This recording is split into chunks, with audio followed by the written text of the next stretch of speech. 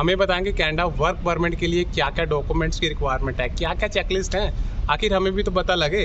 हम एजेंट के पास जाते हैं, एजेंट हमें कुछ और बताते हैं। आइल्स की रिक्वायरमेंट नहीं चाहिए या चाहिए, अगर चाहिए तो कितनी चाहिए, पीसीसी की रिक्वायरमेंट है, एक्सपीरियंस चाहिए, पैसा अकाउंट में कितना होना चाहिए, आईटीआर की ज़रूरत है, एक्सपीरियंस अगर है हमारे पास तो एक्सपीरियंस में क्या क्या चीज़ें होनी चाहिए, इन सभी के ऊपर डिटेल बात करेंगे।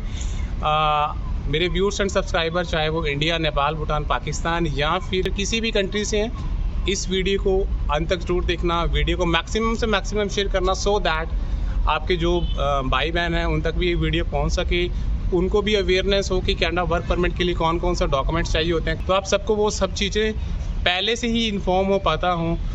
तो गाइस स्टार्ट करते हैं। सो गाइस, अगर आपको कनाडा में वर्क परमिट के लिए जाना है तो उसके लिए सबसे पहले आपको पता ही है लीनिया चाहिए, और लीनिया के लिए आपको एम्प्लॉयर चाहिए सो दैट आपको जॉब ऑफ़र प्रोवाइड करे। But the main question is कि अगर हमें जॉब ऑफ़र चाहिए तो हमें किस तरह की जॉब चाहिए।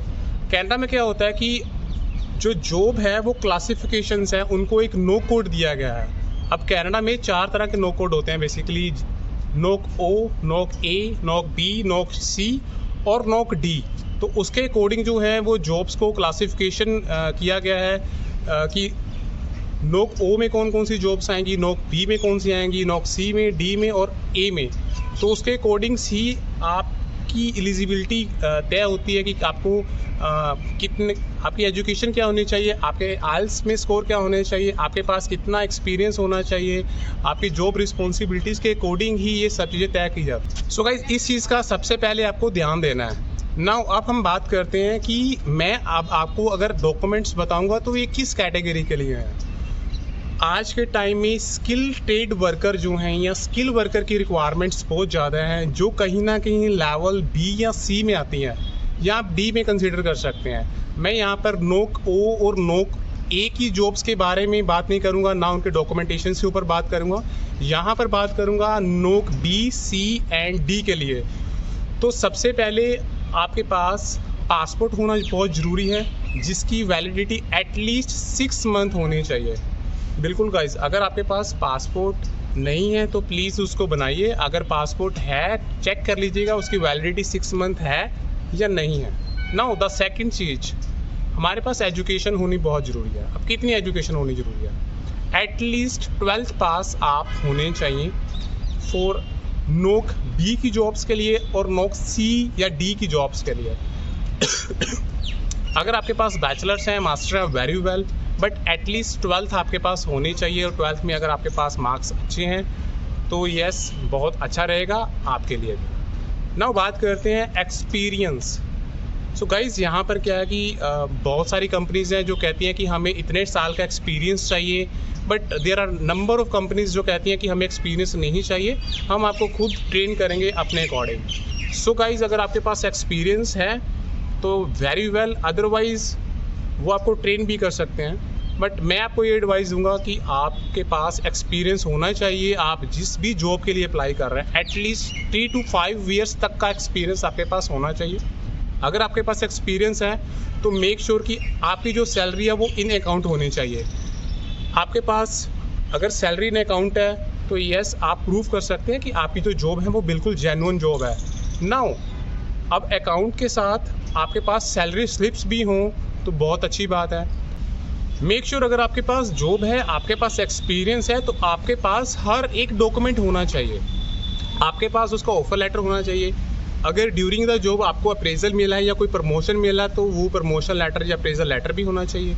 आपके पास एक्सपीरियंस लेटर भी होना चाहिए। बैंक स्टेटमेंट की मैं ऑलरेडी बात कर ही चुका हूँ। तो अगर ये सब चीज़ें आपके पास जेन्युइन है तो डेफिनेटली आपका जो भी एम्प्लॉयर है इंडिया में जहाँ आप जॉब कर रहे हैं वो आपको सैलरी स्लिप्स भी इशू करके दे सकता है। नाउ बात करते हैं इंग्लिश की। क्या हमें आइल्स चाहिए? गाइस, ऑफ कोर्स आप इंग्लिश कंट्री में जा रहे हैं, आप कनाडा जा रहे हैं। अगर आप कनाडा जैसे ही लैंड करेंगे, आप जैसे ही किसी के साथ बात भी करेंगे, वहाँ पर आपको पंजाबी तो मिलेंगे, ठीक है, बट आपको इंग्लिश में बात करनी पड़ेगी वहाँ पर। तो इंग्लिश इज़ मैंडेटरी। नाउ अब इंग्लिश में हम 2 टेस्ट देते हैं, एक देते हैं हम एकेडमिक्स आइल्स और एक देते हैं हम जर्नल आइल्स। सो आपके पास जो है वो जर्नल आइल्स होना ज़रूरी है। कितने बैंड स्कोर की रिक्वायरमेंट है इसमें? गाइज एटलीस्ट 6 ईच की रिक्वायरमेंट अगर आपके पास है तो बहुत अच्छी बात है। but depend upon job to job. There are number of employers, number of jobs जो कहती हैं कि हमें overall 5 not less than 5 या फिर 4.5 not less than 4.5 भी चल सकता है। तो मैं आपको ये एडवाइस करूँगा, अगर आपके पास मैक्सिमम से मैक्सिमम आइल स्कोर अगर आप ले सकते हैं तो आपके लिए बहुत अच्छे चांसेस हैं कि एम्प्लॉयर आपको लीमिया इशू करे और आपका जो वर्क परमिट का है सपना है वो साकार हो सके। सो अगर आपके पास जॉब है, ऑब्वियस है आपकी जो सैलरी है वो अकाउंट में आएगी और अकाउंट में आपके पास सेविंग भी होनी चाहिए ना। बात करते हैं कितनी सेविंग होनी चाहिए। गाइज आपके पास एटलीस्ट 10,000 से लेके 15,000 कैनेडियन डॉलर तक का जो अमाउंट है वो आपके अकाउंट में होना चाहिए। ज़्यादा है वेरी वेल, बट एटलीस्ट 10,000 से लेके 15,000 के बीच की रेंज का जो कैनेडियन डॉलर में अमाउंट है वो आपके अकाउंट में होना जरूर चाहिए। ना बात करते हैं नेक्स्ट, आपके पास पासपोर्ट साइज़ फ़ोटो ज़रूर होनी चाहिए। अब इसकी डायमेंशंस क्या है वो मैं आपको वीडियो के डिस्क्रिप्शन में लिंक दे दूंगा, वहाँ पर आप चेक कर सकते हैं क्या डायमेंशंस होनी चाहिए। आपकी शादी हुई है या नहीं हुई है, मेरे कहने का मतलब है आपका स्टेटस, मैरिटल स्टेटस क्या है आपका, आप सिंगल हैं या आप मैरिड हैं, तो आपके पास ये भी प्रूफ होना चाहिए। अगर आप मैरिड हैं तो आपके पास मैरिज सर्टिफिकेट होना चाहिए, आपके पास मैरिज के सारे एविडेंस जो हैं वो आपके पास होने ज़रूर चाहिए। बात करते हैं नेक्स्ट डॉक्यूमेंट्स की।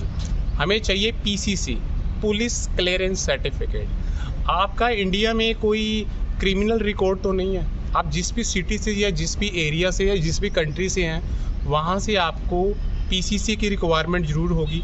सो इसका भी आप ज़रूर ध्यान रखिएगा।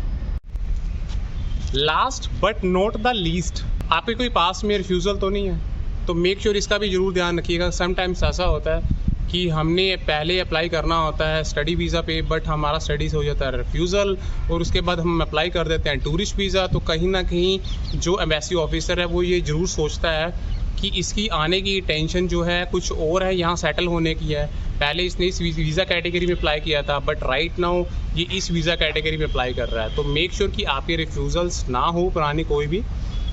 तो ये थी मैंडेटरी डॉक्यूमेंट्स जो आपके पास होने ज़रूर है। मैं इसकी चेकलिस्ट जो है वो अपने डिस्क्रिप्शन बॉक्स में भी ऐड कर दूंगा, आप वहाँ से भी डाउनलोड कर सकते हैं। सो ये मैंडेटरी डॉक्यूमेंट्स आपके पास होने बहुत ज़रूरी हैं। सो गाइज नेक्स्ट वीडियो में मैं आपको डिस्क्लोज़ करूँगा स्टेप बाय स्टेप प्रोसेस कैसे कैसे चलता है, किस टाइम पे लीमिया या किस टाइम पे जॉब ऑफ़र जो है वो आपको एम्प्लॉयर रिलीज़ करके देता है, देन आप फाइल लॉन्च करते हैं और उसके बाद कितना टाइम लगता है आपका रिज़ल्ट आने में और कितनी फ़ीस है एम्बेसी की। ये सारी जो डिस्कशन है हम अपनी नेक्स्ट वीडियो में करेंगे। सो उसे देखना मत भूलिएगा। So guys thank you very much.